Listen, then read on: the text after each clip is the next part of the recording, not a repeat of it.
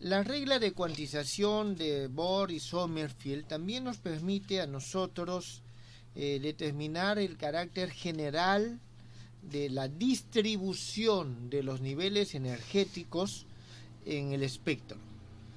Entonces vamos a ver de qué forma esto se manifiesta. Digamos que nosotros tenemos niveles energéticos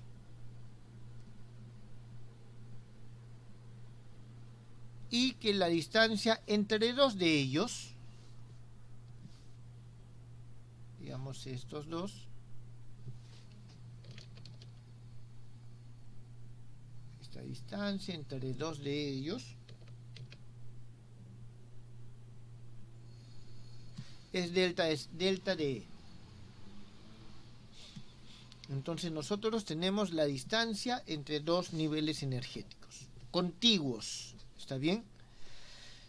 Ahora, se supone que estos se diferencian en una unidad, es decir, que si este es un nivel n, este digamos que es el n más 1. Muy bien. Ahora, hay que tener en cuenta lo siguiente. Delta de E es pequeño, dado que n es grande.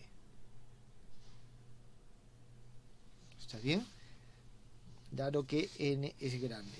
Es decir, nosotros tenemos de que la regla de cuantización de Bohr-Sommerfeld tiene sentido cuando tenemos valores grandes de n, cuando tenemos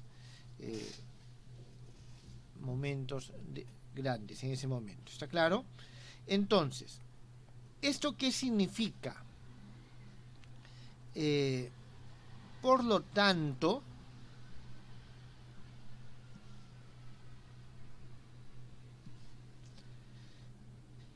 vamos a decir, no, aquí, antes de eso,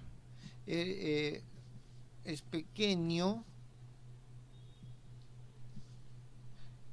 es necesario mencionar que es con respecto al valor de E. ¿Está bien? O sea, esto, delta es pequeño con respecto al valor de E. ¿Eso por qué? Porque el n es grande. Ahora, aquí hay otra consideración que hacer. Nosotros teníamos que la integral AB de x', de x', se toma desde A hasta B. ¿Está bien? Entonces, a medida que me voy moviendo en niveles, estos A y B también se mueven.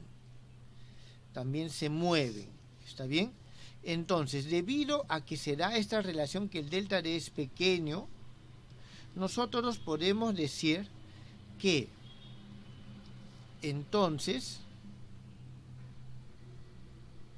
la variación de los puntos A y B, o sea, la variación de sus posiciones, que deben de variar de un punto a otro, que son los puntos de retorno, ¿está bien?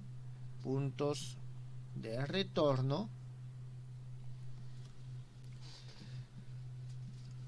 Y esto es decir, la deformación del contorno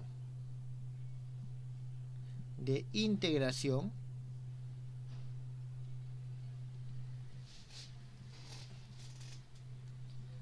al pasar de E a E más delta de E se puede despreciar.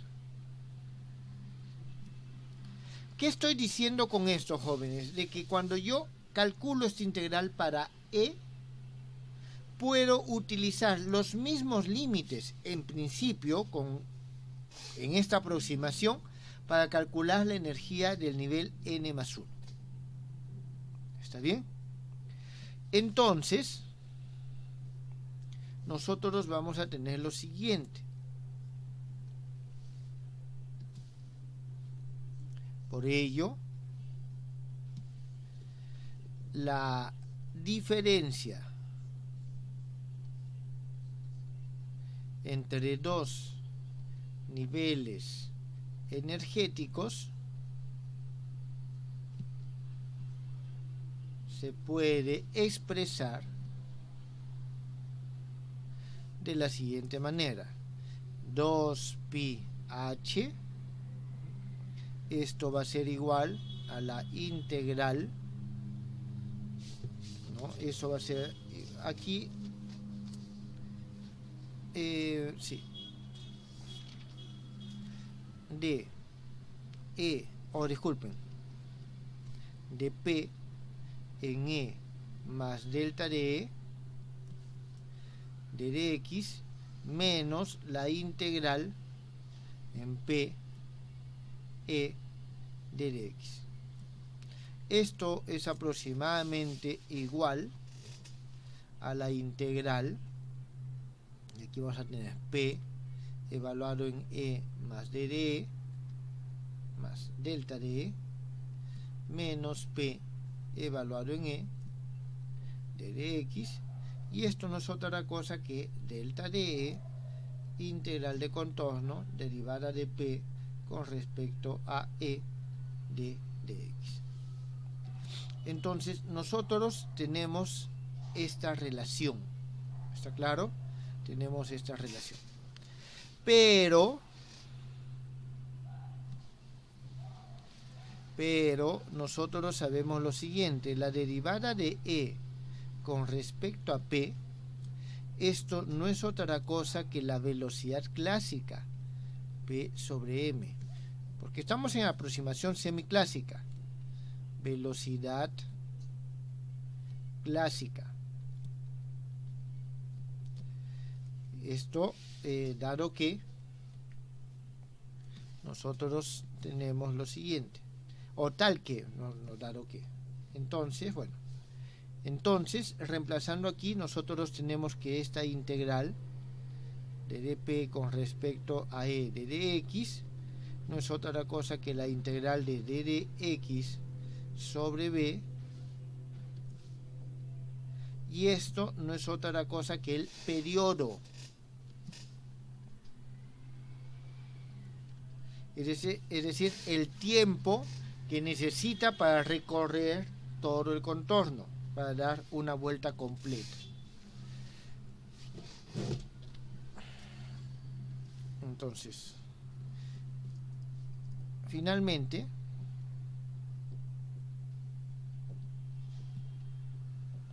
para delta de E obtenemos delta de E es igual a 2πh, y esto pasa a dividir sobre t. Ahora, 2π sobre t no es otra cosa que la frecuencia. ¿Está bien? Tenemos la frecuencia. Entonces, ¿a dónde hemos llegado? ¿O qué es lo que esto nos está diciendo?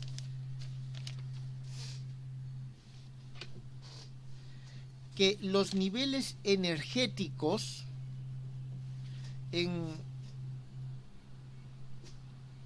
un pozo de potencial, ¿está bien?, están prácticamente equidistantes a una distancia h omega. En términos generales, omega, así como el periodo, dependen del valor de E. ¿Está claro? Omega depende del valor de E. Pero para niveles que están cercanos, donde podemos considerar de que el valor de E varía poco, vamos a tener de que la distancia entre los niveles es muy cercano uno con el otro. ¿Eso está entendido, jóvenes?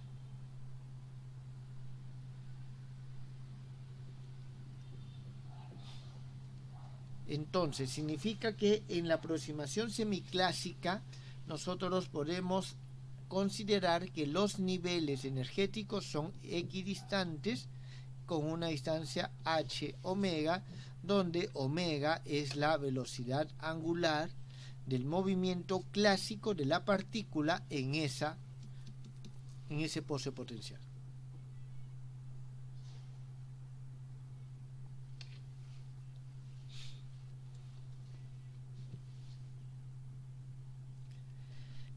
Este resultado nos permite a nosotros calcular el coeficiente de normalización. Entonces aquí calculemos o cálculo del coeficiente de normalización.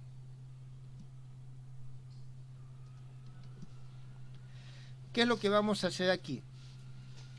Aquí hay que tener en cuenta lo siguiente. En primer lugar, dado que para x menor que a y x mayor que b, la función de onda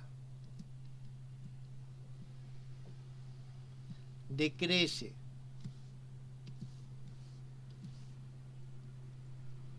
exponencialmente,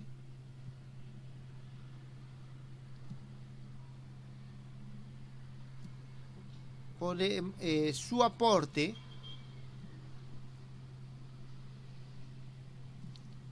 a la integral de normalización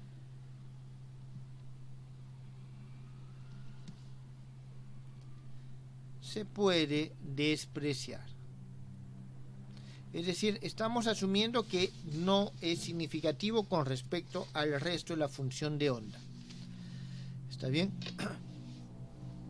Entonces, nosotros vamos a tener la integral desde menos infinito hasta más infinito phi de x al cuadrado de dx.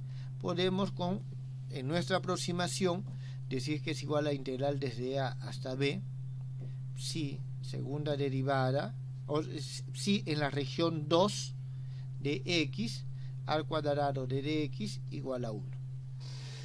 Muy bien, entonces aquí nosotros reemplazamos las expresiones que hemos utilizado anteriormente para psi sub 2, ya las conocemos. Entonces, reemplazando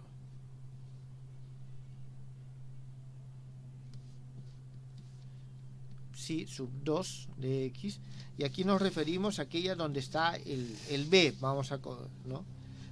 Obtenemos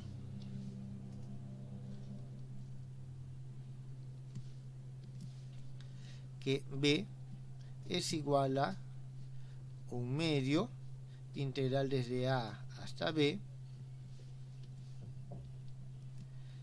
de dx sobre p de x a la menos 1/2. Esto va a ser igual a 4m sobre t a la 1/2, y esto es igual a 2m omega sobre t a la 1/2, donde t es el periodo clásico. ¿Está bien? Entonces, de esta forma nosotros tenemos el coeficiente de normalización.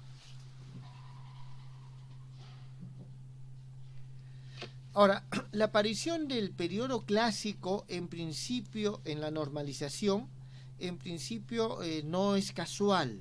¿Está claro? Eso está relacionado al hecho que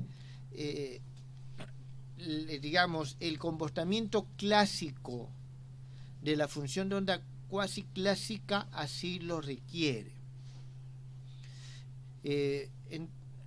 Por ejemplo, si nosotros tomamos, a ver, déjenme ver un momentito.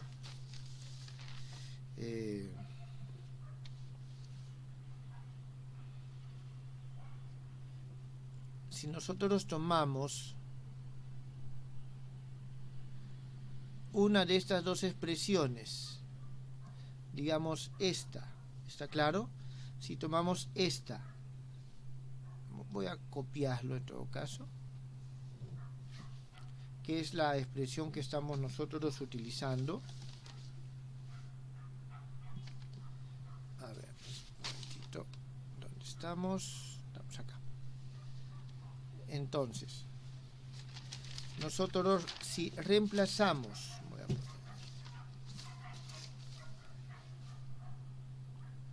reemplazando esta expresión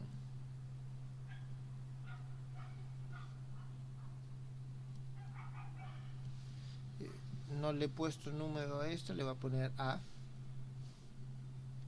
en A,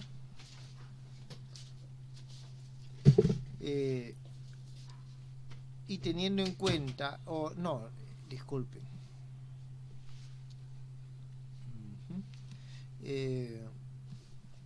no es en A, en la expresión para la probabilidad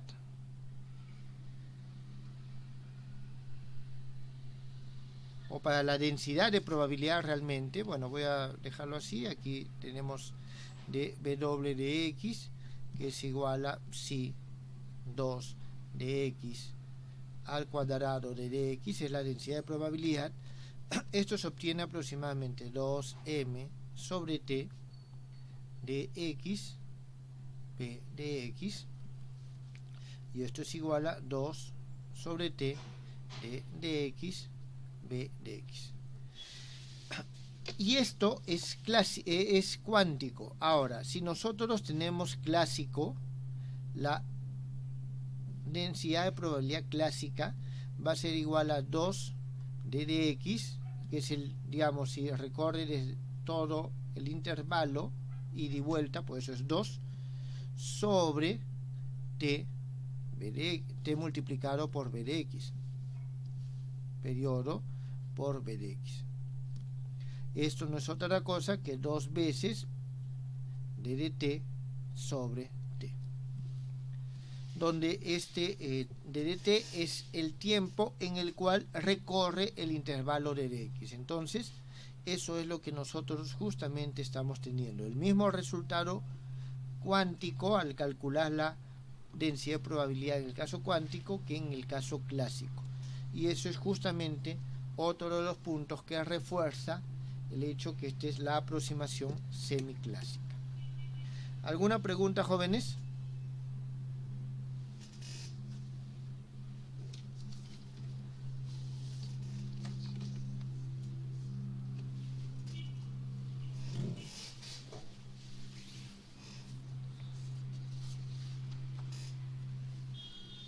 ¿Hay preguntas o no hay preguntas?